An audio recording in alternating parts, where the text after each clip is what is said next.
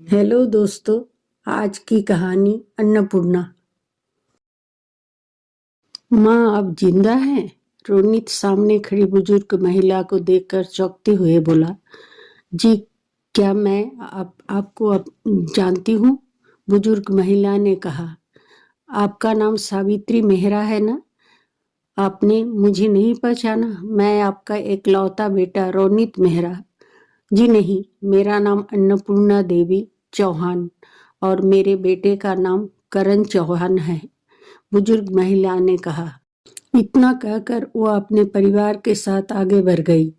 रोनित उसकी बीबी रीचा और बेटा ऋषि अवाक दृष्टि से उन्हें जाता देखता रहा। कुछ साल पहले शिखर मेहरा शहर का जाना माना नाम था। अपने खुद के दम पर उन्होंने छोटे से कपड़े की दुकान से कपड़ा व्यवसाय का कारोबार खड़ा किया था। अब उनकी उम्र 60 से ऊपर हो चली थी और अब उनकी जगह उनके बेटे रोनित ने ले ली थी। उनका बड़ा पूरा परिवार था। कदम कदम पर साथ देने वाली धर्म पत्नी सावित्री, सुजय बेटा रोनित और प्यारी बेटी ऋषिका। कारोबार से रिटायरमेंट लेने के बाद शिखर जी ने अपनी बेटी की शादी बड़े धूमधाम से अपने एक अच्छे दोस्त के बेटे से करवा दी। फिर सावित्री जी के कहने पर रोनित के लिए भी लड़की की खोज शुरू हो गई। लेकिन अचानक एक दिन रोनित शादी करके रीचा को घर ले आया। पता चला कि दोनों एक दूसरे से 5 साल से प्यार करते थे। सावित्री जी और शिखर जी को पहले तो रोनित का यूं शादी करना बुरा लगा, लेकिन बाद में उन्होंने सब कुछ मान लिया। रीचा एक अमीर परिवार की एकलौती बेटी थी और काफी घमंडी थी। रीचा एक मॉडर्न ख्यालों वाली लड़की थी। परिवार रिश्ते उसके लिए सेकेंडरी थे। उसके लिए अपनी खुशी सबसे ज्यादा मायने रखती थी। उसे सब कुछ समय पर चाहिए था।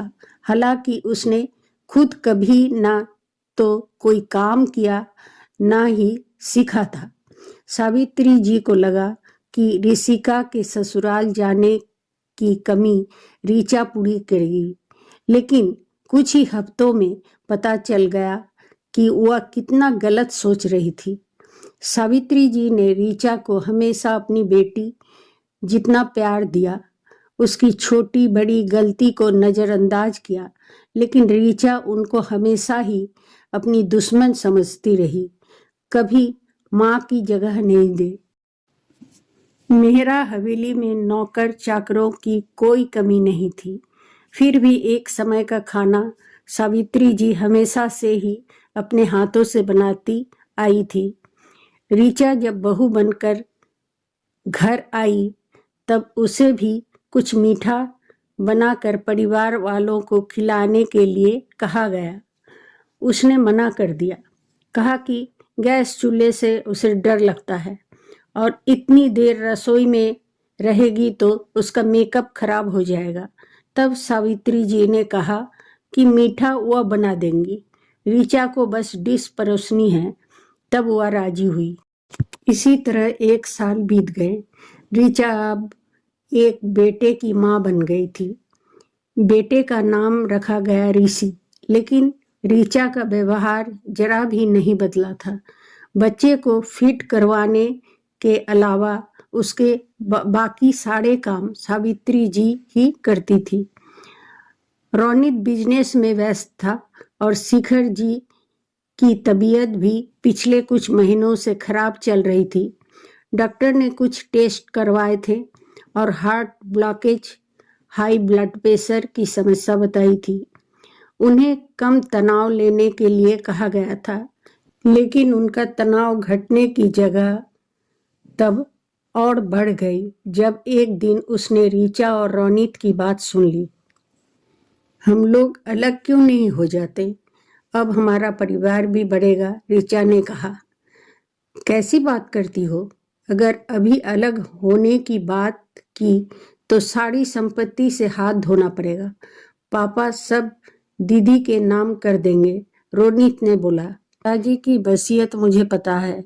मुझे और दीदी में संपत्ति को बराबर बराबर बांट दिया गया है।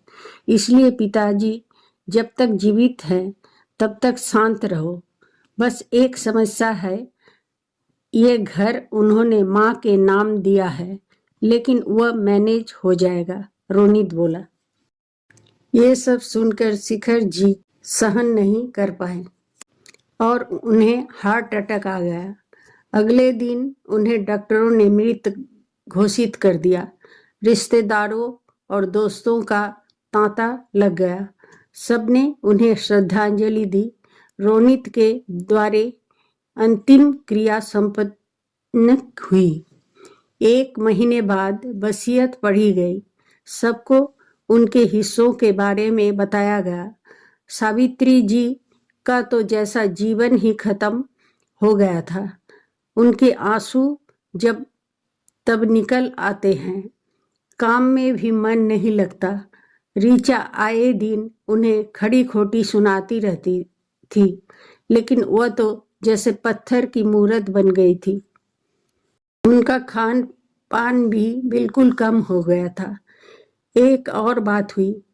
अब हवेली का सबसे बड़ा कमरा जो सावित्री जी और शिखर जी का था, उसे रोनित और ऋचा ने ले लिया।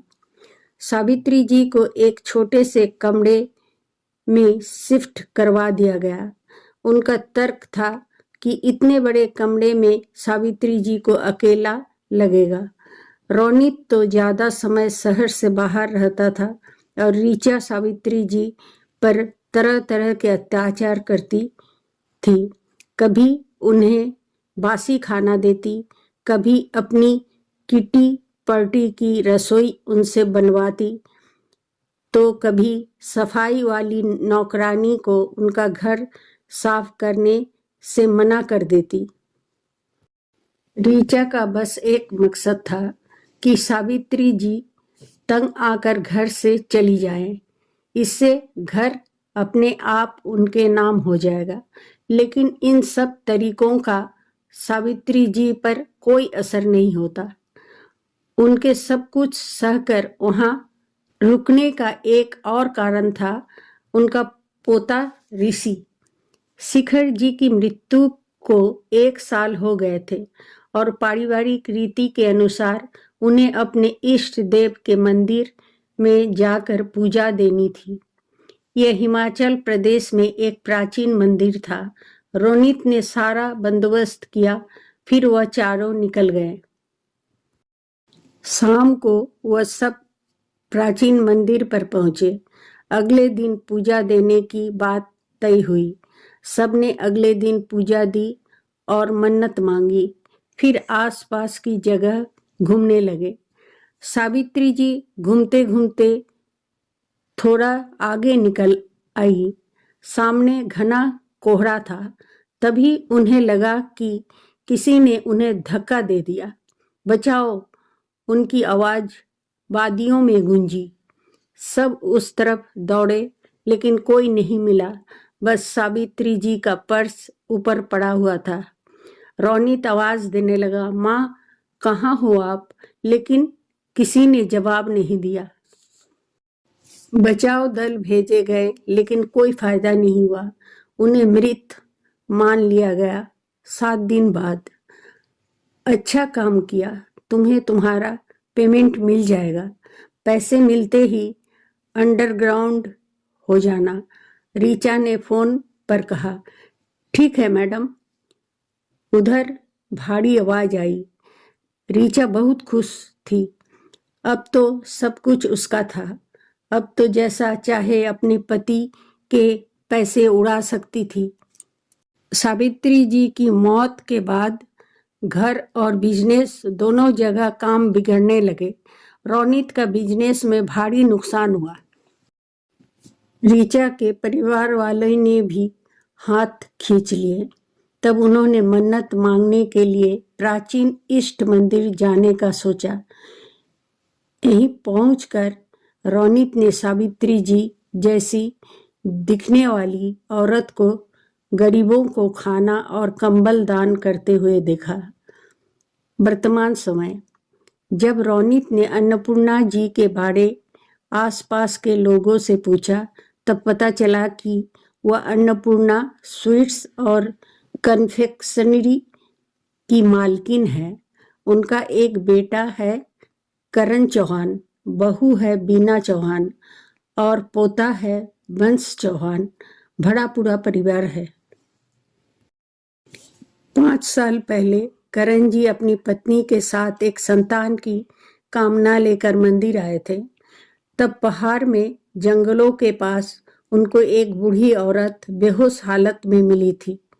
जब उनका इलाज हुआ और उन्हें होश आया तब उन्हें कुछ याद नहीं था। तो करण ने उन्हें अपनी माँ की तरह अपने घर में रख लिया। सब कुछ भूलने के बाद भी वह अपनी कुकिंग स्किल्स नहीं भूलती। इसलिए करण और बीना ने उनका नाम अन्नपूर्णा अम्मा रख दिया। 1 साल बाद वंश का जन्म हुआ। अब अन्नपूर्णा जी को बड़ा पूरा परिवार मिल गया था। उनके खाना पकाने के कौशल को देखकर करण ने उन्हें खाद्य व्यवसाय के तरफ प्रोत्साहित किया। बस उसके बाद अन्नपूर्णा अम्मा की पाक कला कौशल को हर घर जानने लगा। ये सुनकर रोनित और ऋचा को आश्चर्य हुआ और साथ ही वह सावित्री जी, अन्नपूर्णा जी पर किए गए अत्याचारों के बारे में सोचकर शर्मिंदा भी हुए। समाप्त।